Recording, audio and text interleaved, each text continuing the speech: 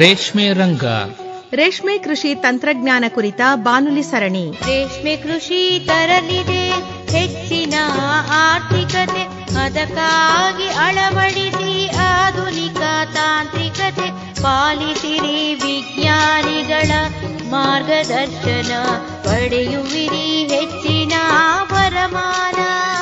ಕೇಳಿ ಕಾರ್ಯಕ್ರಮ ರೇಷ್ಮೆ ರಂಗ. ಬಾಳಲಿ ಕಾಣುವಿರಿ ಹೊನ್ನಸಿರಿ, ಬರಲಿದೆ ಬಾನುಲಿಯಲಿ ರೇಷ್ಮೆ ಐಸಿರಿ. ರೈತ ಬಾಂಧವರೇ, ಇವತ್ತಿನ ರೇಷ್ಮೆ ರಂಗ ಬಾನುಲಿ ಸರಣಿಯಲ್ಲಿ ಮಣ್ಣು ಪರೀಕ್ಷೆ ಆಧಾರಿತ ರಸಗೊಬ್ಬರಗಳ ಶಿಫಾರಸುಗಳನ್ನು ಕುರಿತು ಮೈಸೂರಿನ ಕೇಂದ್ರೀಯ ರೇಷ್ಮೆ ಸಂಶೋಧನೆ ಹಾಗೂ ತರಬೇತಿ ಸಂಸ್ಥೆಯ ವಿಜ್ಞಾನಿ ಡಾಕ್ಟರ್ ರವೀಂದ್ರ ಅವರೊಂದಿಗೆ ಸಂದರ್ಶನವಿದೆ.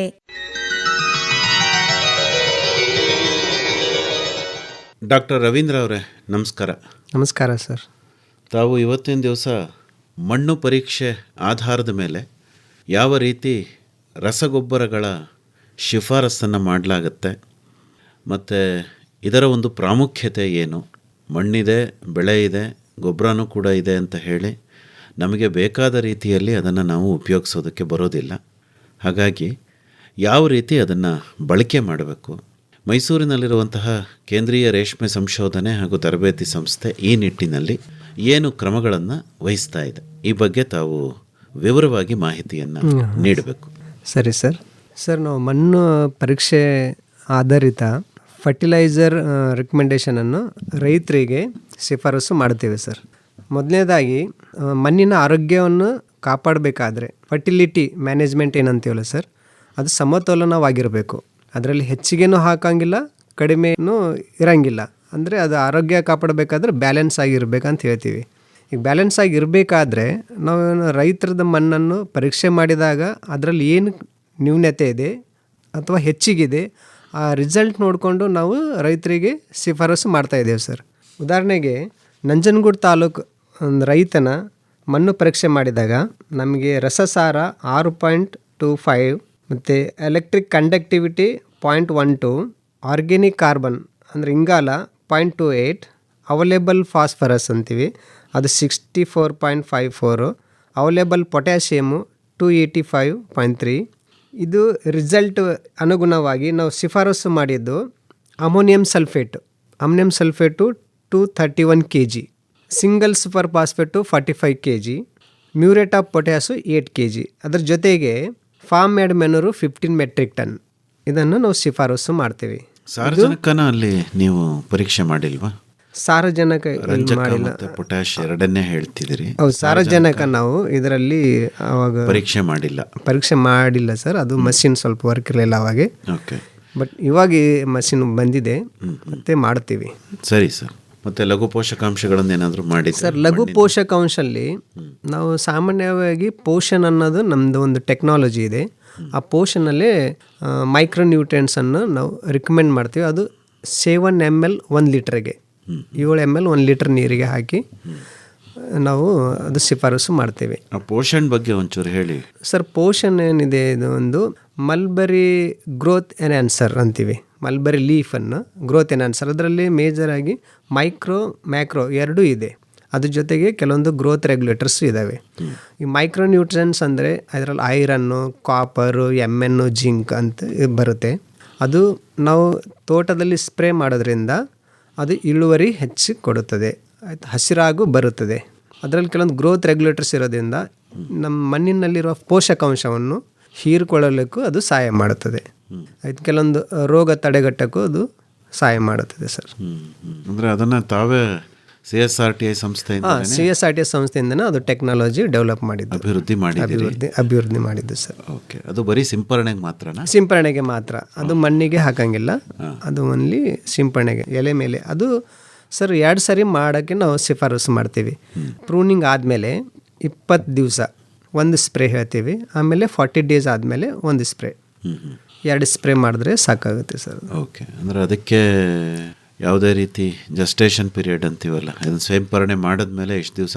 ಸೇಫ್ಟಿ ಪೀರಿಯಡ್ ಅಂತ ಏನಲ್ಲ ಸರ್, ಇದು 1-2-3 ಡೇಸ್ ಬಿಟ್ಟರು ಸಾಕು. ಆಮೇಲೆ ಆ ಎಲೆಯನ್ನು ನೀವು ಹುಳುಕ್ಕೆ ಉಪಯೋಗ ಮಾಡ್ಬೋದು. ನಾವು 40-45 ಡೇಸ್ ಆದಮೇಲೆ ಅದು ಹುಳು ಚಾಕಿಗೆ ಯೂಸ್ ಮಾಡಿ ಅಂತ ಹೇಳ್ತೀವಿ. ಹಂಗಾಗಿ ಪೋಷನ್ ಸ್ಪ್ರೇ ಮಾಡಿದ್ವಿ 3-4 ಡೇಸ್ ಆದಮೇಲೆ ನೀವು ಎಲೆಯನ್ನು ಉಪಯೋಗ ಮಾಡ್ಬೋದು, ಹುಳುಗಳಿಗೆ ತಿನ್ನಿಸ್ಬೋದು. ಓಕೆ, ಈಗ ತಾವು ಹೇಳೋಕೆ ಪ್ರಯತ್ನ ಪಡ್ತಾ ಇರೋದು ಈಗ ನಂಜನಗೂಡು ತಾಲೂಕು ರೈತರ ಮಣ್ಣನ್ನು ಮಧು ಅನ್ನೋ ರೈತಂದ ನಾವು ಪರೀಕ್ಷೆ ಮಾಡಿದ್ವಿ ಸರ್. ಯಾವ ಊರು ಅಂತ ಕೇಳ್ಬೋದಾ ಸರ್ ಅದು? ಸರ್ ಇದು ಹೊಸಪುರ ಅಂತ, ನಂಜನಗೂಡು ತಾಲೂಕು, ಮೈಸೂರು ಜಿಲ್ಲೆ.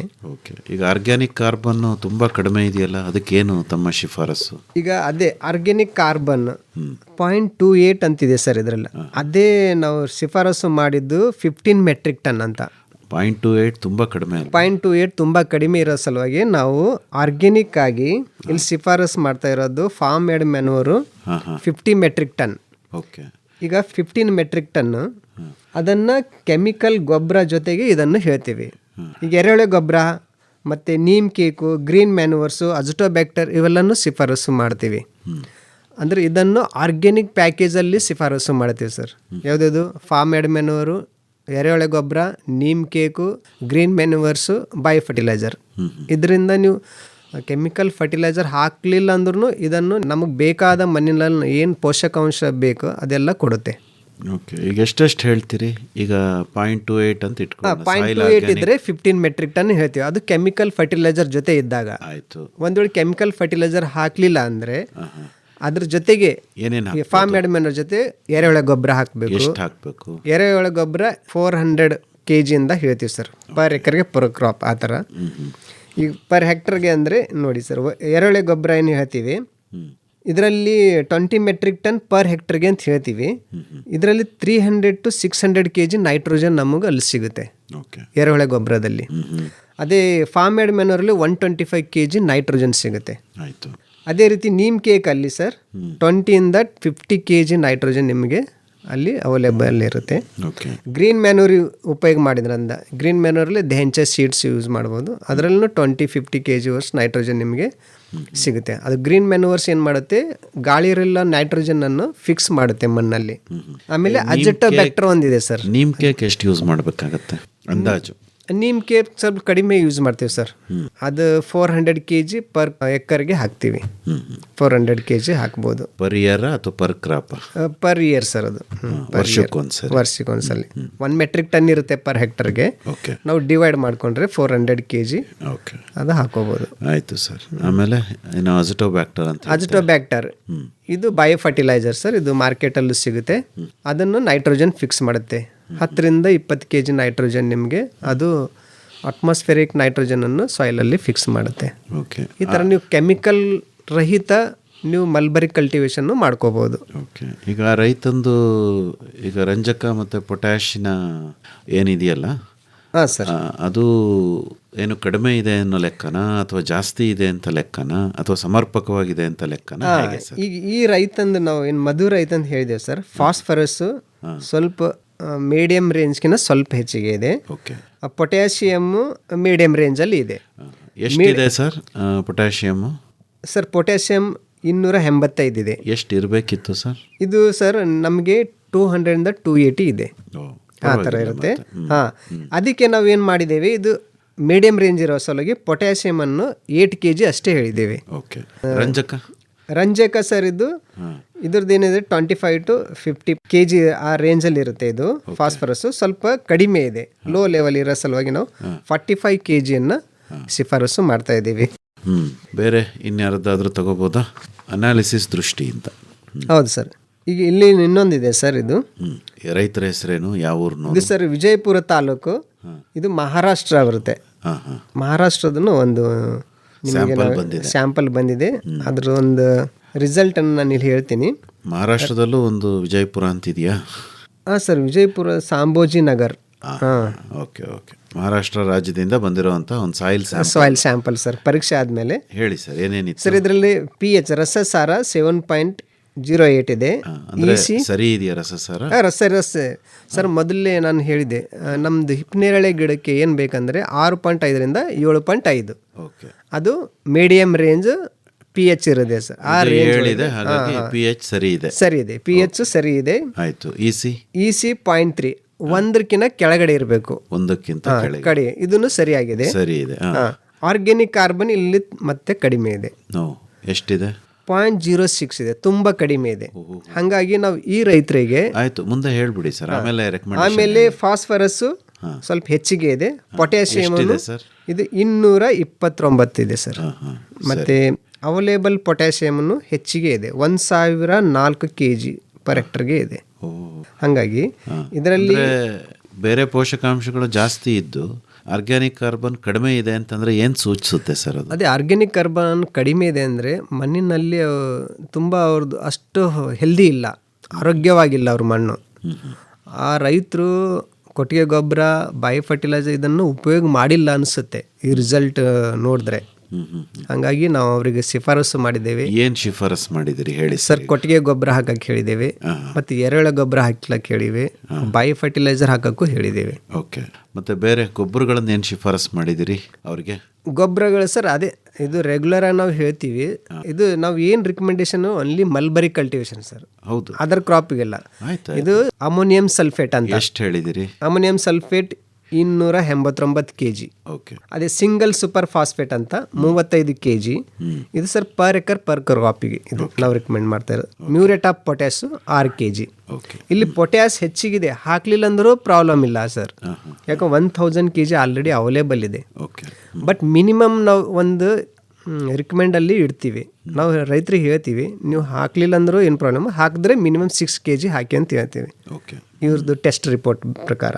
ಈಗ ನೀವು ಏನು ರೆಕಮೆಂಡ್ ಮಾಡ್ತೀರಲ್ಲ, ಈ ರೆಕಮೆಂಡೇಶನ್ಸು ಹಾಕಿ ಅವರು ಮತ್ತೆ ಇನ್ನೊಂದು ವರ್ಷ ಬಿಟ್ಕೊಂಡು ಮತ್ತೆ ಮಣ್ಣು ಪರೀಕ್ಷೆ ಮಾಡಿಸ್ಬೇಕಾಗತ್ತೆ ಅವರು? ಸರ್ ನಾವು ಮಿನಿಮಮ್ 3 years ಇದೆ ಸರ್. ಸಾಯಿಲ್ ಒಂದ್ಸಲ ನೀವು ಟೆಸ್ಟ್ ಮಾಡಿದ ಮೇಲೆ ನಾವು ಏನು ಶಿಫಾರಸು ಮಾಡುತ್ತೇವೆ ಅದನ್ನು ಹಾಕಿದ ಮೇಲೆ ಕನಿಷ್ಠ 3 ವರ್ಷ ಒಂದ್ಸಲ ಆದರೂ ಪರೀಕ್ಷೆ ಮತ್ತೆ ಮಾಡಿಸ್ಲೇಬೇಕು.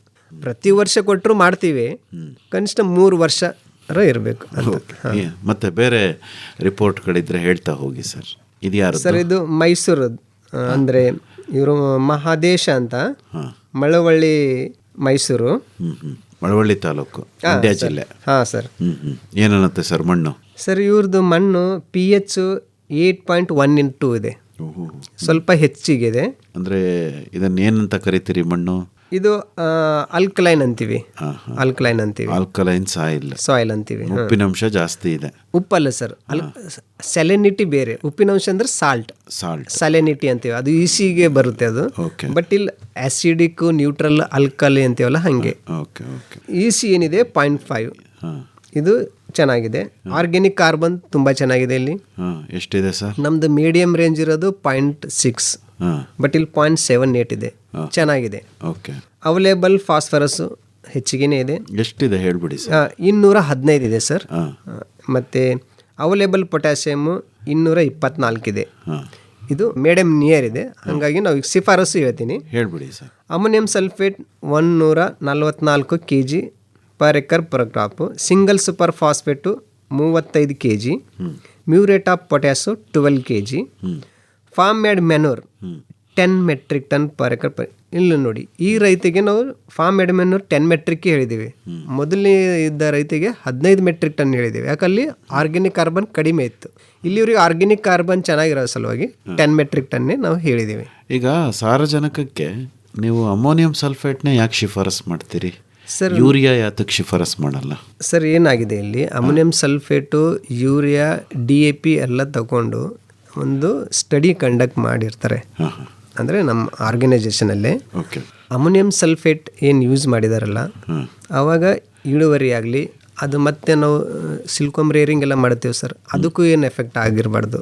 ಆಯಿತು, ಮಣ್ಣಿನ pH, EC ಅದೆಲ್ಲ ಮೇಂಟೈನ್ ಮಾಡೋಕ್ಕೆ ಆಯಿತು. ಅಮೋನಿಯಂ ಸಲ್ಫೇಟನ್ನು ಈಸಿಯಾಗಿ ಇದು ಸಿಗ್ತಾ ಇದೆ. ಅದಕ್ಕೆ 21% ನೈಟ್ರೋಜನ್ ಇರುತ್ತೆ, ಸಲ್ಫೇಟು 24% ಇರುತ್ತೆ. ಯೂರಿಯಾನು ಕೆಲವೊಂದು ಅದೇ ಇರುತ್ತೆ ಸರ್, ಬಟ್ ಯೂರಿಯಾ ಕೆಲವೊಂದು ಹಾಕೋದ್ರಿಂದ ಅದು ಸ್ವಲ್ಪ ಎಫೆಕ್ಟ್ ಆಗ್ತಾ ಇದೆ ಅಂತಾರೆ. ಬಟ್ ನಾವು ಯೂರಿಯಾನು ಮಿನಿಮಮ್ ಆಗಿ ರಿಕಮೆಂಡ್ ಮಾಡ್ತೀವಿ. ಈ ಫಾರ್ ಎಕ್ಸಾಂಪಲ್ ಇದರಲ್ಲಿ ನಾನು ಯೂರಿಯಾ ಹಾಕಿಲ್ಲ, ಅಮೋನಿಯಂ ಸಲ್ಫೇಟ್ 144 ಆದರೆ ಯೂರಿಯಾ ಒಂದು 40 kg ಆರ್ 20 kg ಶಿಫಾರಸ್ ಮಾಡ್ತೀವಿ. ಓಕೆ. ಯೂರಿಯಾ ಇದರಲ್ಲಿ ನಿಮ್ಮ ನಾವು ಬೇರೆ ಕ್ರಾಪಿಗೆಲ್ಲ ನೋಡ್ತೀವಿ ಯೂರಿಯಾ ಹೆಚ್ಚಿಗೆ ಹಾಕ್ತಾರೆ. ಹೌದು. ಬಟ್ ಇಲ್ಲಿ ಹಿಪ್ನೇರಳೆ ಗಿಡಕ್ಕೆ ನಾವು ಇದನ್ನು ಸ್ಟಡಿ ಮಾಡಿ ಶಿಫಾರಸ್ ಅಮೋನಿಯಂ ಸಲ್ಫೇಟ್ ಅಲ್ಲಿ ಸಲ್ಫರ್ ಇದೆ, ಸಲ್ಫರ್ ಇದೆ ಅದು ಹಿಪ್ನೇರಳೆಗೆ ಬೇಕಾಗಿರುವಂತಹ ಪೋಷಕಾಂಶ ಇದೆ ಸರ್. ಅದನ್ನು ಓಕೆ. ಸಲ್ಫರು ಬೇಕು, ಫಾಸ್ಫರಸ್, ಪೊಟ್ಯಾಸಿಯಮ್, ಬೋರಾನು, ಆಯ್ತು ಮೈಕ್ರೋ ನ್ಯೂಟ್ರಿಯೆಂಟ್ಸ್ ಅಲ್ಲಿ ಐರನ್, MN, ಕಾಪರ್, ಜಿಂಕ್ ಇವೆಲ್ಲ ಸಸ್ಯದ ಬೆಳವಣಿಗೆಗೆ ಉಪಯೋಗ ಆಗುತ್ತೆ ಸರ್. ಅಂದರೆ ನೀವು ಬೇರೆ ಬೇರೆ ಪೋಷಕಾಂಶಗಳನ್ನು ನೀಡುವಂತಹ ಗೊಬ್ಬರಗಳನ್ನು ಪ್ರಯೋಗ ಮಾಡಿ ಇದು ಅಮೋನಿಯಂ ಸಲ್ಫೇಟು ಹಿಪ್ನೇರಳೆಗೆ ತುಂಬ ಸೂಕ್ತವಾದ ಗೊಬ್ಬರ ಅಂತ ತೀರ್ಮಾನ ಮಾಡಿದ್ದೀರಿ ಅಲ್ವೇ? ಹಾಗಾಗಿ ಅಮೋನಿಯಂ ಸಲ್ಫೇಟ್ನ ಶಿಫಾರಸ್ ಮಾಡ್ತಾ ಇದ್ದೀವಿ. ಓಕೆ, ಆಯಿತು. ಹಣ್ಣು ಹೊನ್ನು ತೋಟಗಾರಿಕೆ ಬೆಳೆಗಳಲ್ಲಿ ಸಮಗ್ರ ಬೇಸಾಯ ಕ್ರಮಗಳು ಮತ್ತು ಸುಸ್ಥಿರ ಕೃಷಿಯ ಬಾನುಲಿ ಸರಣಿ. ಹಣ್ಣು ಕೊಂಬುವ ಬನ್ನಿರಿ, ಚನ್ನ ಬಾಲಕೃಷ್ಣನೆಂಬ ಕನ್ನಗೊನೆ ಬಾಳೆಹಣ್ಣು, ಹಣ್ಣು ಕೊಂಬುವ ಬನ್ನಿರಿ. ಪ್ರತಿ ಗುರುವಾರ ಸಂಜೆ 6:50 ಕೃಷಿರಂಗ ಕಿಸಾನ್ ವಾಣಿಯಲ್ಲಿ ತೋಟಗಾರಿಕೆ ಬೆಳೆಗಳಲ್ಲಿ ಅತ್ಯಾಧುನಿಕ ತಾಂತ್ರಿಕತೆಗಳ ಅಳವಡಿಕೆ, ಇಲಾಖೆ ಯೋಜನೆಗಳ ಸದ್ಬಳಕೆ, ಕೊಯ್ಲೋತ್ತರ ತಂತ್ರಜ್ಞಾನಗಳು ಹಾಗೂ ಮೌಲ್ಯವರ್ಧನೆಯ ಮಾಹಿತಿ, ತಂತ್ರಜ್ಞರು ಹಾಗೂ ಅಧಿಕಾರಿಗಳೊಂದಿಗೆ ನೇರ ಫೋನ್ ಇನ್ ಕಾರ್ಯಕ್ರಮ, ಉತ್ತಮ ಕೇಳುಗರ ಆಯ್ಕೆಗೆ ಮುಕ್ತ ಪರೀಕ್ಷೆ ಸರಣಿಯ ವಿಶೇಷ. ಸುತ್ತೇಳು ಲೋಕದಿ ಸುರರು ಬಿತ್ತಿದ ಹಣ್ಣು, ನಿತ್ಯ ಮಾಧವನೆಂಬ ಅಚ್ಚ ಮಾವಿನ ಹಣ್ಣು, ಹಣ್ಣು ಕೊಂಬುವ ಬನ್ನಿರಿ. ಮರೆಯದೆ ಕೇಳಿ ಪ್ರತಿ ಗುರುವಾರ ಸಂಜೆ 6:50 ಕೃಷಿರಂಗ ಕಿಸಾನ್ ವಾಣಿಯಲ್ಲಿ ತೋಟಗಾರಿಕೆ ಬೆಳೆಗಳಲ್ಲಿ ಸಮಗ್ರ ಬೇಸಾಯ ಕ್ರಮಗಳು ಹಾಗೂ ಸುಸ್ಥಿರ ಕೃಷಿಯ ಬಾನುಲಿ ಸರಣಿ ಹಣ್ಣು ಹೊನ್ನು. ಹಣ್ಣು ಕೊಂಬುವ ಬನ್ನಿರಿ. ಈಗ ಬೇರೆ ಮತ್ತೆ ಯಾವ್ದಾದ್ರು ಮಣ್ಣಿನ ಅನಾಲಿಸಿಸ್ ಇದೆಯಾ? ಸರ್, ಇನ್ನೊಬ್ರದ್ದು ಆದಿಶಾ ಅಂತೆ, ಇವರು ಗುಂಡ್ಲುಪೇಟೆ, ಚಾಮರಾಜನಗರ ಜಿಲ್ಲೆ ಸರ್. ಸರ್, ಇವರು ಇರಿಗೇಷನ್ ವಾಟರ್ ಅವರು ತಗೊಂಡ್ ಬಂದಿದ್ರು. ಅಂದ್ರೆ ಇರಿಗೇಷನ್ಗೆ ಸೂಟೇಬಲ್ ಇದೆನಾ ಇಲ್ಲ, ಉಪಯೋಗ ಮಾಡ್ಬೋದಾ ಇಲ್ಲ ಈ ನೀರನ್ನು ಅವರು ಪರೀಕ್ಷೆಗೆ ಕಳಿಸಿದ್ರು. ನಾವು ಹೇಳಿದ್ದೇವೆ ಇದು ಸೂಟೇಬಲ್ ಇದೆ, ಇರಿಗೇಷನ್ಗೆ ನೀವು ಉಪಯೋಗ ಮಾಡಬಹುದು ನಿಮ್ಮ ನೀರಂತ. ಅದ್ರಲ್ಲಿ ಏನೇನು ಪರೀಕ್ಷೆ ಮಾಡ್ತೀವಿ? 4 ಪ್ಯಾರಾಮೀಟರ್ ಪರೀಕ್ಷೆ ಮಾಡ್ತೀವಿ ಸರ್. ಫಸ್ಟ್ ಆಗಿ pH ನೋಡ್ತೀವಿ. ಅದು ನಾವು ಹೇಳೋ ಪ್ರಕಾರ soil pH, water pH near ಇದೆ 7.5 ವರೆಗೆ ಇರುತ್ತೆ. EC 1.63 ಇದೆ. ನೀರಿನ EC ಅದು ಸಾಯಿಲ್ EC ಏನು ಹೇಳ್ತೀವಿ 1 ಕೆಳಗಿರಲಿ ಅಂತ. ನೀರಿನ ECನೂ ನಮಗೆ ಏನು ತೊಂದರೆ ಇಲ್ಲ. ಎಷ್ಟಿರ್ಬೇಕು ನೀರಿನ EC? ನೀರಿನ EC ನಡೀತದೆ ನಿಯರ್ 1.5 ಒಳಗಡೆ ಇರ್ಬೇಕು ಸರ್. ಇದು 1.63 ಇದೆ. 63 ಇದೆ ಅಂದ್ರೆ ಅಷ್ಟು ಎಫೆಕ್ಟ್ ಇಲ್ಲ. 2 ಆ ಥರ ಮೇಲೆ ಇರಬಾರ್ದು. ಅವಾಗ ಇದ್ರೆ ನಾವೇನು ಹೇಳ್ತೀವಿ, ಇಲ್ಲಿ ಬರುತ್ತೆ ಸರ್ ನಮಗೆ ಅದು ECದು ಎಫೆಕ್ಟ್ ಎಲ್ಲ ಇಲ್ಲಿ ಹಾರ್ಡ್ನೆಸ್ ಅಲ್ಲಿ ರಿಫ್ಲೆಕ್ಸ್ ಆಗುತ್ತೆ. ಹಾರ್ಡ್ನೆಸ್ ಎಷ್ಟಿದೆ? 40 ಇದೆ. SAR 0.55 ಇದೆ. ಹಾರ್ಡ್ನೆಸ್ ಇದು ಸಾಲ್ಯುಬಲ್ ಸಾಲ್ಟ್ ಸರ್ ಇದು. ಈಗ ಹಾರ್ಡ್ನೆಸ್ ಅಲ್ಲಿ ಏನು ಬರುತ್ತೆ ನಮಗೆ ಅಪ್ ಟು 400 ಅಂತ ಹೇಳ್ತೀವಿ. ಇದ್ರದ್ದು ಏನು ರಿಸಲ್ಟ್ ಇರುತ್ತೆ 400 ವರೆಗೂ ನೀವು ಯೂಸ್ ಮಾಡ್ಕೋಬಹುದು. ಹಾರ್ಡ್ನೆಸ್ ಅದ್ರ ಒಳಗಡೆ ಕೆಳಗಡೆ ಇರಬೇಕು. ಅದಕ್ಕೆ ಹೆಚ್ಚಿಗಿದ್ರೆ ನಾವೇನು ಮಾಡ್ತೀವಿ, ಕೃಷಿ ಹೊಂಡ ಎಲ್ಲ ಬರ್ತಾವಲ್ಲ ಸರ್, ಕೃಷಿ ಹೊಂಡದಲ್ಲಿ ನಿಮ್ದು ನೀರನ್ನು ಇಡಬಹುದು. ಜಮಾವಣೆ ಇಟ್ಟಿದ ಮೇಲೆ 1 ವೀಕ್ ಆರ್ 15 ಡೇಸ್ ಆದಮೇಲೆ ಆ ನೀರನ್ನು ಉಪಯೋಗ ಮಾಡ್ಕೋಬಹುದು. ಅದರಲ್ಲಿ ಏನಾಗುತ್ತೆ, ಸಾಲ್ಟ್ ಅಂಶ ಡಿಪಾಸಿಟ್ ಆಗುತ್ತೆ ಕೆಳಗಡೆ, ಆ ನೀರನ್ನು ಉಪಯೋಗ ಮಾಡ್ಕೋಬಹುದು. ಸಾಫ್ಟ್ನರ್ ಬರ್ತವೆ ಸರ್, ಅದನ್ನು ಕೂಡಿಸ್ಕೋಬಹುದು. ಇತ್ತೀಚೆಗೆ ಬರ್ತವೆ, ಬಟ್ ನಾವು ಶಿಫಾರಸು ಮಾಡಿಲ್ಲ ಯಾವುದು ಕೆಮಿಕಲ್ ಹಾಕಿ ಈ ಥರ ಅಂತ. ಸಾಫ್ಟ್ನರ್ಸ್ ಕೂಡಿಸ್ಕೋಬೋದು, ಇಲ್ಲಾಂದ್ರೆ ಕೃಷಿ ಹೊಂಡಾಗಿ ಹಾಕೊಂಡು ನೀರನ್ನು ಉಪಯೋಗ ಮಾಡ್ಬೋದು ಅಂತ ಹೇಳ್ತೀವಿ, ಅವ್ರ ಹಾರ್ಡ್ನೆಸ್ ಹೆಚ್ಚಿಗೆ ಇದ್ರೆ. ಓಕೆ. ಈ ನೀರನ್ನ ಪರೀಕ್ಷೆಗೆ ತರಬೇಕಾದ್ರೆ ಯಾವ ಥರ ತರಬೇಕು ಸರ್? ನೀರು ಪರೀಕ್ಷೆಗೆ ತರಬೇಕಾದ್ರೆ ಅವ್ರ ಹತ್ರ ಬೋರ್ ಇದ್ರೆ ಮೋಟರ್ ಆನ್ ಆದಮೇಲೆ ಒಂದು 15 ನಿಮಿಷ ನೀರು ಬಿಟ್ಬಿಡಿ. ಆದಮೇಲೆ ಅದು ಒಂದು ಅರ್ಧ ಲೀಟರ್ ಬಾಟಲಲ್ಲಿ ಅಥವಾ 1 ಲೀಟರ್ ಬಾಟಲ್ ನಿಮ್ದು ಯಾವುದಿತ್ತು ಮಿನಿಮಮ್ ಅರ್ಧ ಲೀಟರ್ ಬೇಕು ಸರ್ ನಮಗೆ ಪರೀಕ್ಷೆ ಮಾಡೋಕ್ಕೆ. ಅದು ಎಲ್ಲ ಅದರಲ್ಲಿ ಲೇಬಲ್ ಮಾಡಿಕೊಂಡು ಅಡ್ರೆಸ್ ಜೊತೆಗೆ ಕೊಟ್ಟರೆ ನಾವು ಪರೀಕ್ಷೆ ಮಾಡ್ತೀವಿ. ಅಂದರೆ ಇದು ವ್ಯವಸಾಯಕ್ಕೆ ಯೋಗ್ಯವಾದ ನೀರು ಅಂತ ಈಗ ಪರೀಕ್ಷೆ ಮಾಡಿ ಕೊಡ್ತೀವಿ ಕೊಡ್ತೀವಿ ಅಲ್ವೇ? ಬಟ್ ಅದರಲ್ಲಿ ಏನೇನು ಏನಾದರೂ ಟಾಕ್ಸಿಕ್ ಇದೆನಾ ಇಲ್ಲ ಅದು ಪರೀಕ್ಷೆ ಮಾಡಲ್ಲ. ಓನ್ಲಿ ಇರಿಗೇಷನ್ಗೆ ಸೂಟೇಬಲ್ ಇದೆಯಲ್ಲ ಅದು ಹೇಳ್ತೀವಿ. ಈಗ ಮಣ್ಣಾದರೂ ಅದರಲ್ಲಿ ವಿಷ ಇದೆನಾ ಇಲ್ಲ ಅದು ಪರೀಕ್ಷೆ ಮಾಡಲ್ಲ. ಓನ್ಲಿ ನ್ಯೂಟ್ರಿಯನ್ ಪೋಷಕಾಂಶ ಏನಿದೆ ಅದು ಮಾತ್ರ ಪರೀಕ್ಷೆ ಮಾಡ್ತೀವಿ. ಈ ವಿಷ ಇದೆಯೋ ಇಲ್ವೋ ಅಂತ ಪರೀಕ್ಷೆ ಮಾಡಬೇಕು ಅಂತಾದರೆ ಪರೀಕ್ಷೆ ಮಾಡಬೇಕಂದ್ರೆ ಬೇರೆ ಆರ್ಗನೈಸೇಷನಲ್ಲಿ ಇನ್ಸ್ಟ್ರೂಮೆಂಟ್ ಇರ್ತವೆ. ನಮ್ಮ ಆರ್ಗನೈಸೇಷನ್ ಇನ್ಸ್ಟ್ರೂಮೆಂಟ್ ಇಲ್ಲ. ಅದು ಓಕೆ. ಪೆಸ್ಟಿಸೈಡ್ ರೆಸಿಡ್ಯೂ ಮಾಡಬೇಕಂದ್ರೆ GCMS ಅನ್ನೋದು ಒಂದು ಇನ್ಸ್ಟ್ರೂಮೆಂಟ್ ಬೇಕಾಗುತ್ತೆ ಸರ್. ಅದ್ರ ಮುಖಾಂತರ ಅದು ನಾವು ಪರೀಕ್ಷೆ ಮಾಡ್ತೀವಿ. ಅಲ್ಲ ಡಾಕ್ಟ್ರೇ, ಈಗ ಬಹಳ ಪ್ರಧಾನವಾಗಿ ಹಿಪ್ಪು ನೇರಳೆ ಬೆಳೆಯನ್ನು ಬಾಧಿಸ್ತಾ ಇರೋದು ಈ ಪೆಸ್ಟಿಸೈಡ್ ರೆಸಿಡ್ಯೂ ಇಂದನೇ ನಾನ್ ಸ್ಪಿನ್ನಿಂಗ್ ಬರ್ತಾ ಇದೆ, ಗೂಡು ಕಟ್ಟದಾಗೆ ಇರ್ತಾ ಇದೆ. ಮತ್ತೆ ಈಗ ನೀವು ಮೇಜರ್ ಆಗಿ ಅದನ್ನ ಮಾಡಿಸ್ಬೇಕು ಅಂದ್ರೆ ಎಲ್ಲಿಗೆ ಹೋಗ್ಬೇಕು? ಅದೇ ಮಾಡಿಸ್ಬೇಕಂದ್ರೆ ಸರ್ ಬೆಂಗಳೂರಲ್ಲಿ ಕೆಲವೊಂದು ಪ್ರೈವೇಟ್ ಏಜೆನ್ಸಿನೂ ಇದ್ದಾರೆ, ಗೌರ್ಮೆಂಟ್ ಆಫೀಸಲ್ಲೂ ಇದ್ದಾವೆ. ಈಗ Indian institute of horticulture research Hesaraghatta ಬೆಂಗಳೂರಲ್ಲಿ ಅವರು ಪೆಸ್ಟಿಸೈಡ್ ರೆಸಿಡ್ಯೂವನ್ನು ಪರೀಕ್ಷೆ ಮಾಡ್ತಾರೆ. ನೀರಲ್ಲೂ ಮಾಡ್ತಾರೆ, ಮಣ್ಣಿನಲ್ಲೂ ಮಾಡ್ತಾರೆ. ಅಲ್ಲಿಗೆ ಹೋಗಿ ಮಾಡಿಸ್ಕೋಬೋದು. ಒಂದು ಸ್ಯಾಂಪಲ್ಗೆ ಅವರು 5,000 ತಗೊತಾರೆ. ಅಷ್ಟೊಂದೇ? ಹೌದು ಸರ್, ಅಷ್ಟೊಂದಿದೆ ಅದು. ಅಂದ್ರೆ ಅವರು ಬರೀ ಪೆಸ್ಟಿಸೈಡ್ ರೆಸಿಡ್ಯೂ ಅಷ್ಟೇ ಮಾಡಿಕೊಡ್ತಾರಾ ಅಥವಾ ಬೇರೆ? ಏನಿಲ್ಲ ಸರ್, ಓನ್ಲಿ ಪೆಸ್ಟಿಸೈಡ್ ರೆಸಿಡ್ಯೂ ಅಷ್ಟೇ. ಹೌದಾ? ಅಷ್ಟೇ ಮಾಡೋಕ್ಕೆ 5,000 ರೂಪಾಯಿ ಒಂದು ಸ್ಯಾಂಪಲ್ಗೆ. ಅಂದರೆ ಯಾರಿಗೆ ಈ ನಾನ್ ಸ್ಪಿನ್ನಿಂಗ್ ಸಮಸ್ಯೆ ಇದೆ ಅಂಥವ್ರು ಹೋಗಿ ಮಾಡಿಸ್ಕೋಬೋದು. ಇಲ್ಲಾಂದ್ರೆ ನಮ್ದು ಆಫೀಸಲ್ಲಿ ಏನು ಮಾಡ್ತಾರೆ, ಅದರಲ್ಲಿ ವಿಷ ಇದೆ ಇಲ್ಲ ಅಂತ ಹೇಳೋಕ್ಕೆ ಒಂದು ಕಿಟ್ ಇದೆ. ವಿಷ ಇದೆ ಅಂತ ಹೇಳ್ಬೋದು ನಾವು, ಯಾವ್ದು ವಿಷಯದ ಅಂತ ಹೇಳ್ಬೇಕಾಗಲ್ಲ. ಹಂಗೆ ಅದಕ್ಕೆ ನಾವು ಶಿಫಾರಸು ಲಾಸ್ಟ್ ಟೈಮ್ ಬಂದಾಗ ನಾನು ಹೇಳಿದಿಲ್ಲ, ಮೆಕ್ಕೆಜೋಳ ಹಾಕೋದು, ಸಾಸಿವೆ ಹಾಕೋದು, ಈ ಥರ ಮಾಡಿದ್ರೆ ವಿಷವನ್ನು ಕಡಿಮೆ ಮಾಡ್ಬೋದು ಸರ್. ಓಕೆ. ಅಂದರೆ ಈಗ ನಿಮ್ಮಲ್ಲಿ ಪರೀಕ್ಷೆಗೆ ಕೊಟ್ಟಾಗ ಅದರಲ್ಲಿ ವಿಷ ಇದೆ ಅಥವಾ ಇಲ್ಲ ಅನ್ನೋ ಆ ಥರ ತಿಳಿಸ್ತೀವಿ. ಬಟ್ ಎಂಥ ಪರ್ಟಿಕ್ಯುಲರ್ ವಿಷ ಇದೆ ತಿಳ್ಕೋಬೇಕು ಅಂತಂದ್ರೆ ಭಾರತೀಯ ತೋಟಗಾರಿಕಾ ಸಂಶೋಧನಾ ಸಂಸ್ಥೆ ಹೆಸರುಘಟ್ಟ, ಸೊ ಇಲ್ಲಿಗೆ ಕೊಡಬೇಕಾಗುತ್ತೆ. ಓಕೆ, ಹೇಳಿ ಸರ್, ಮತ್ತೆ ಇನ್ನು ಯಾವ್ಯಾವ ಸ್ಯಾಂಪಲ್ಗಳನ್ನು ತಾವು ಪರೀಕ್ಷೆ ಮಾಡಿದ್ದಿದೆ? ಸರ್, ಇದು ಚಿಕ್ಕಬಳ್ಳಾಪುರ ಅಂತ ವೆಂಕಟೇಶಪ್ಪ ಅನ್ನೋ ರೈತಂದು ಇದು ಸಾಯಿಲ್ ಹೆಲ್ತ್ ಕಾರ್ಡ್ ಅಂತ ಒಂದು ಪ್ರೈಮ್ ಮಿನಿಸ್ಟರ್ ಪ್ರೋಗ್ರಾಮ್ ಇತ್ತು ಸರ್. ಅದರಲ್ಲಿ ನಾವು 30,000 ಮಣ್ಣನ್ನು ಪರೀಕ್ಷೆ ಮಾಡಿದ್ದೇವೆ. ಮಣ್ಣು ಆರೋಗ್ಯ ಚೀಟಿ.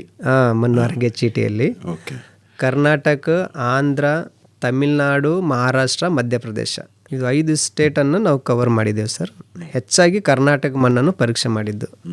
ಕರ್ನಾಟಕದಲ್ಲಿ ಯಾವ್ಯಾವ? ಕರ್ನಾಟಕದಲ್ಲಿ ಎಲ್ಲ ಜಿಲ್ಲೆಗಳು ಮಾಡಿದ್ದೇವೆ ಸರ್. ಹೌದಾ? ಕರ್ನಾಟಕದ ಎಷ್ಟು ಜಿಲ್ಲೆ ಇದೆ ಎಲ್ಲ ಜಿಲ್ಲೆದು ಮಣ್ಣು ಪರೀಕ್ಷೆ ಮಾಡಿದ್ದೇವೆ. ಯಾಕಂದರೆ ಎಲ್ಲ ಜಿಲ್ಲೆಯಲ್ಲಿ ನಮ್ಮ ಆಫೀಸ್ ಇದೆ. ಎಲ್ಲ ಆಫೀಸ್ದವರು ಅಲ್ಲಿ ಏನು ಫಾರ್ಮ್ ಇರುತ್ತೆ ಅವ್ರು ಕಲೆಕ್ಟ್ ಮಾಡಿ ನಮ್ಮ ಇನ್ಸ್ಟಿಟ್ಯೂಟ್ ಕಳಿಸಿದ್ದಾರೆ. ಎಲ್ಲ ಜಿಲ್ಲೆದಿದೆ. ನಾನು ಇದು ಚಿಕ್ಕಬಳ್ಳಾಪುರದಂತ ತೊಗೊಂಡು ಬಂದೀನಿ. ಆಮೇಲೆ ಬೆಂಗಳೂರು ರೂರಲ್ದು ಒಂದಿದೆ, ಹೇಳ್ತೀನಿ. ಚಿಕ್ಕಬಳ್ಳಾಪುರದ್ದು ಇದರಲ್ಲಿ ಸರ್ ನಾವು ಅವಾಗ ಆ ಪ್ರೋಗ್ರಾಮಲ್ಲಿ 12 ಪ್ಯಾರಾಮೀಟರ್ಸನ್ನು ಪರೀಕ್ಷೆ ಮಾಡಿದ್ದೇವೆ. ಹೇಳಿ ಸರ್. ಮೊದಲನೇದಾಗಿ pH 7.4 ಇದೆ, EC 1.6 ಇದೆ, organic carbon 0.4, available nitrogen 351, available phosphorus 31 kg, potassium 582, sulphur 21, available zinc 0.46, available boron 0.19, available iron 4.21, available manganese 1.98, available copper 0.1. ಇವ್ರದ್ದು ರಿಸಲ್ಟ್ ನೋಡಿದ್ರೆ ಏನ ಅನಿಸ್ತಾ ಇದೆ, pH ನ್ಯೂಟ್ರಲ್ ಇದೆ ಸರ್, ಸರಿಯಾಗಿದೆ. EC ನಾರ್ಮಲ್ ಇದೆ, ಆರ್ಗ್ಯಾನಿಕ್ ಕಾರ್ಬನ್ ಕಡಿಮೆ ಇದೆ. ನಮಗೆ ಮಧ್ಯಮ ಬೇಕಂದರೆ 0.5 ಮೇಲೆ ಇರಬೇಕು, ಇಲ್ಲಿ 0.4 ಇದೆ. ಅದೇ ಥರ ಅವೈಲೇಬಲ್ ನೈಟ್ರೋಜನ್, ನೈಟ್ರೋಜನ್ ನಮ್ಮ ಮಷಿನ್ ವರ್ಕಿಂಗ್ ಇತ್ತು, ಮಾಡೀವಿ ಸರ್ ಇಲ್ಲಿ ನೈಟ್ರೋಜನ್ನು ಮೀಡಿಯಮ್ ಇದೆ ನೈಟ್ರೋಜನ್ನು. ಆಮೇಲೆ ಫಾಸ್ಫರಸ್, ಪೊಟ್ಯಾಷಿಯಮ್, ಸಲ್ಫರ್ ಹೆಚ್ಚಿಗೆ ಇದೆ. ಫಾಸ್ಫರಸ್ 31 ಇದೆ, ಇದು 20 to 25 ಇರಬೇಕು, ಬಟ್ ಹೆಚ್ಚಿಗೆ ಇದೆ. ಪೊಟ್ಯಾಷಿಯಮ್ಮು 280 ಲಾಸ್ಟ್ ಇದೆ, ಇದು 582 ಇದೆ, ಹೆಚ್ಚಿಗೆ ಇದೆ. ಅದೇ ಥರ ಸಲ್ಫರ್ ಇದು 10 to 15 ಇರುತ್ತೆ, 21 ಇದೆ, ಹೈ ಇದೆ. ಅದೇ ಥರ ಮೈಕ್ರೋನ್ಯೂಟ್ರಿಯೆಂಟ್ ಅಂತೀವಲ್ಲ ಸರ್, ಅದು ಎಲ್ಲ ಕಡಿಮೆ ಇದೆ, ಕಡಿಮೆ ರೇಂಜಲ್ಲಿದೆ. ಈಗ ಇದಕ್ಕೆ ಇರೋದು ಈಗ ಕೆಲವು ಹೆಚ್ಚಿದಾವೆ, ಕೆಲವು ಕಡಿಮೆ ಇದೆ, ಕೆಲವು ಸರಿ. ಈ ರಿಸಲ್ಟ್ ನೋಡಿಕೊಂಡು ನಾವು ಇಲ್ಲಿ ಶಿಫಾರಸನ್ನು ಮಾಡಿದ್ದೇವೆ. ಏನು ಶಿಫಾರಸು ಮಾಡಿದ್ದೇವೆ. ಈಗ ಶಿಫಾರಸಲ್ಲಿ ಇದು V1 ಮಲ್ಬರಿಯನ್ನು ಅವರು ಮಾಡಿದ್ದು, ಬೆಳೆದಿರೋದು. ಅದರಲ್ಲಿ ಅದು ಸಾಯಿಲ್ ಹೆಲ್ತ್ ಕಾರ್ಡ್ ಒಂದು ಪ್ರೋಗ್ರಾಮ್ ಏನಿದೆ ಅದರ ಪ್ರಕಾರ ನಾವು 3 ವಿಭಾಗದಲ್ಲಿ ಶಿಫಾರಸು ಮಾಡ್ತಾ ಇದ್ದೇವೆ. ಹೇಳಿ ಸರ್, ಯಾವ್ಯಾವುದು? ಫಸ್ಟ್ನೇದು ಏನಿದೆ, first combination ammonium sulphate 140 kg, single super phosphate 53 kg, muriate of potash 15 kg. Next fertiliser combination 2 ammonium sulphate 120 kg, diammonium phosphate, ಇಲ್ಲಿ ಡೈಅಮೋನಿಯಂ ಹಾಕಿದೆ ನೋಡಿ ಸರ್, DAP. DAP. ಹಾಂ, diammonium phosphate 19 kg, muriate of potash 15 kg. ಅದೇ ಥರ third ಕಾಂಬಿನೇಷನಲ್ಲಿ ammonium sulphate 84 kg. ಆ ಥರ ಇದು ಒಂದು ವರ್ಷದಲ್ಲಿ 3 ಭಾಗ ಮಾಡಿ ಹಾಕೊಳ್ಳಂಗೆ. ಯಾವ್ದಾದ್ರು ಕಾಂಪ್ಲೆಕ್ಸ್ನ ಜೊತೆಗೆ ಹೇಳಿದ್ದೀರಾ? ಅಮೋನಿಯಂ ಸಲ್ಫೇಟ್ ಆಯ್ತು, ಅಂದರೆ NPK ಕಾಂಪ್ಲೆಕ್ಸ್ 17 66 kg ಅಂತ, ಅಂದರೆ ಈಕ್ವಲ್ ಆಗಿ ಹಾಕೋಬೇಕಂತ. ಅದೇ ಥರ ಈಗ ಮೈಕ್ರೋ ನ್ಯೂಟ್ರಿಯೆಂಟ್ಗೆ ನಾವು ಇಲ್ಲಿ ನಿಮಗೆ ಶಿಫಾರಸು ಕೊಟ್ಟಿಲ್ಲ, ಯಾಕಂದರೆ ನಮ್ಮ ಹತ್ರ ಪೋಷನ್ ಇದೆ. ಆ ಪೋಷನ್ನೇ 7 ml 1 ಲೀಟ್ರಿಗೆ ಆ ಥರ ಹಾಕ್ಬೇಕು ಸರ್. ಓಕೆ, ಮೈಕ್ರೋನ್ಯೂಟ್ರಿಯೆಂಟ್ನ ನೀವು ವಿಶೇಷವಾಗಿ ಶಿಫಾರಸ್ ಮಾಡಿಲ್ಲ, ಪೋಷನ್ನೇ ನಾವು ಶಿಫಾರಸ್ ಮಾಡ್ತಾ ಇರೋದು. ಅದು ನಮ್ಮ ಇನ್ಸ್ಟಿಟ್ಯೂಟಿಂದನೇ ಟೆಕ್ನಾಲಜಿ ಇದೆಲ್ಲ, ಹಾಗಾಗಿ ಪೋಷನನ್ನು ಶಿಫಾರಸ್ ಮಾಡ್ತಾ ಇದ್ದೇವೆ. ಓಕೆ, 7 ml 1 ಲೀಟರ್ ನೀರಿಗೆ. Okay okay. ಉಳಿದಂತೆ ಮಣ್ಣಿಗೆ ಹಾಕೋದಕ್ಕೆ ತಾವು ರಸಗೊಬ್ಬರ ಮಾತ್ರ ಶಿಫಾರಸ್ ಮಾಡಿದ್ದೀರಿ. ಮಾತ್ರ ಶಿಫಾರಸ್, ಅದು ಬೇರೆ ಬೇರೆ ಕಾಂಬಿನೇಷನ್. ಇದು ಎಲ್ಲಿದು ಅಂತಂದ್ರೆ ಸರ್ ರೈತಂದು? ಸರ್ ಇದು ರೈತ ವೆಂಕಟೇಶಪ್ಪ ಅಂತ, village ಜತವಾರ, Chikkaballapur taluk, district Chikkaballapur.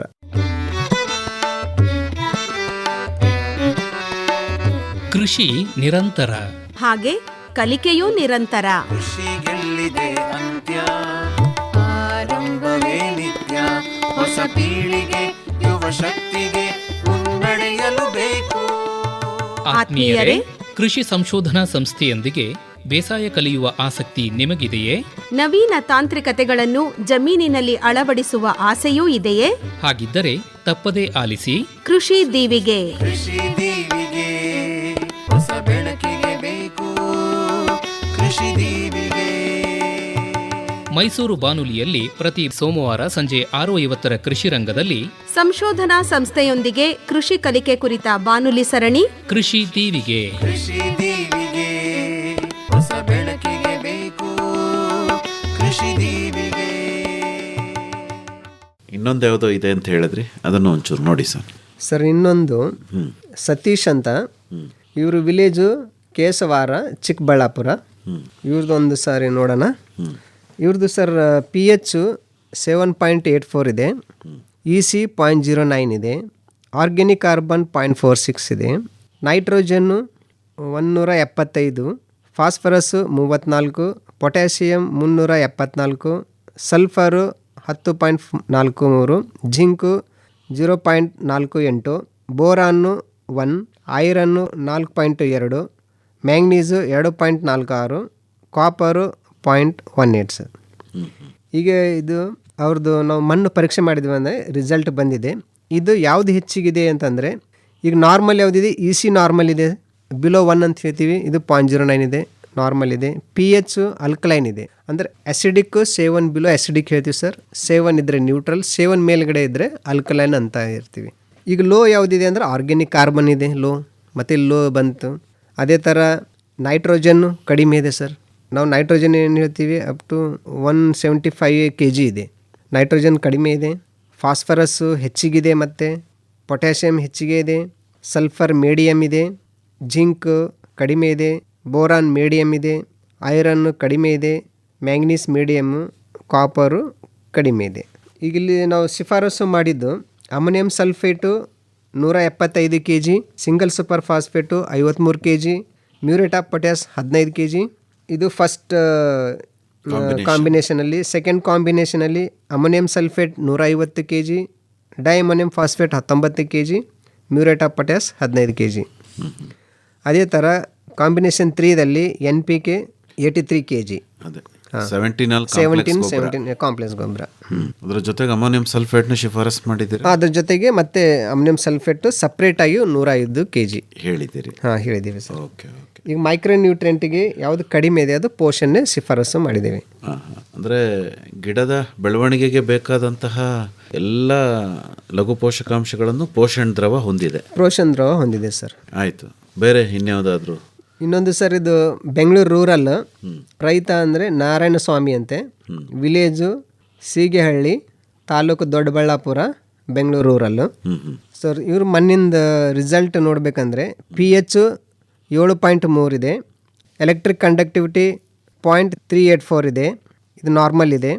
pH near neutral, organic carbon 0.56, available nitrogen 100 ಇದೆ, ಲೋ ಇದೆ.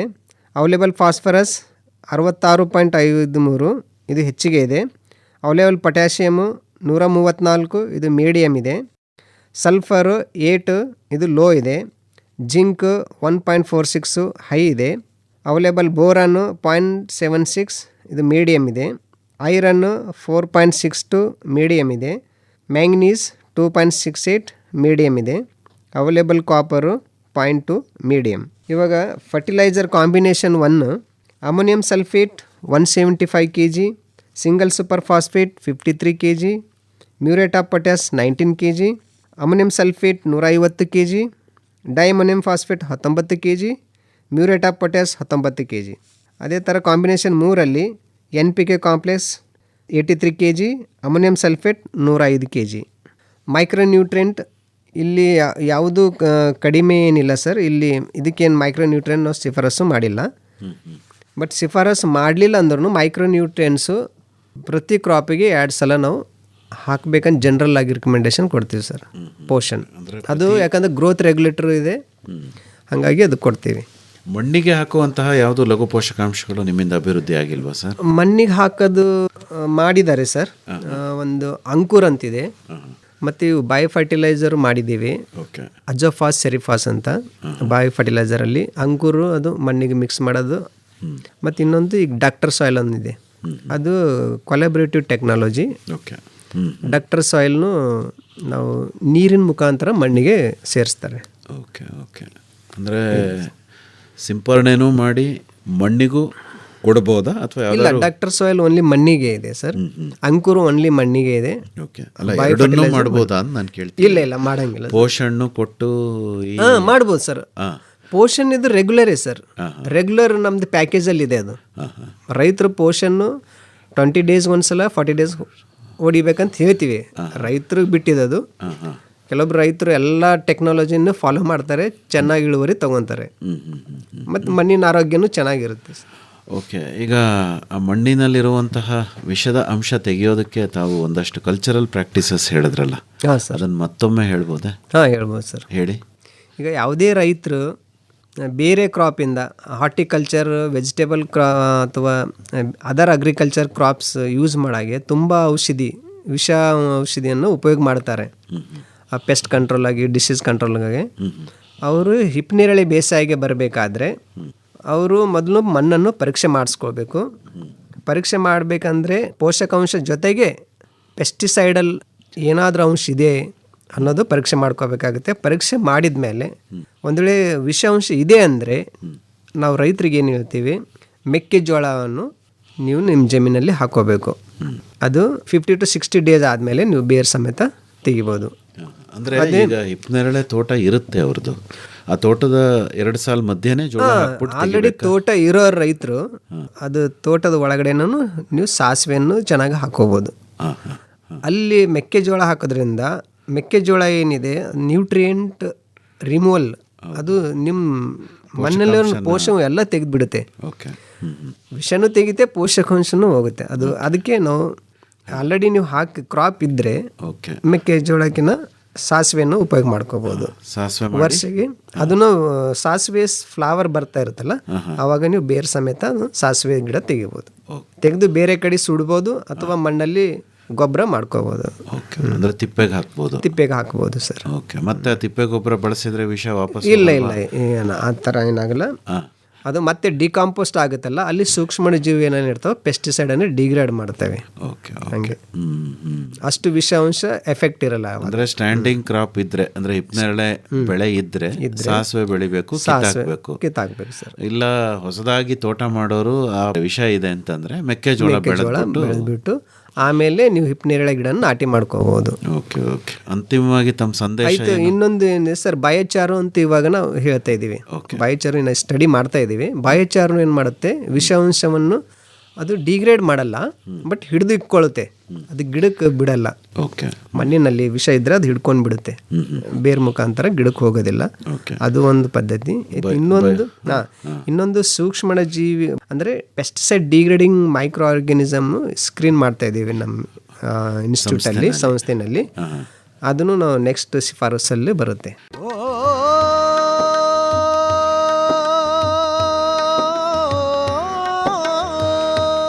ನಮ್ಮದು ಗ್ರಾಮಗಳಿಂದ ಕೂಡಿದ ದೇಶ.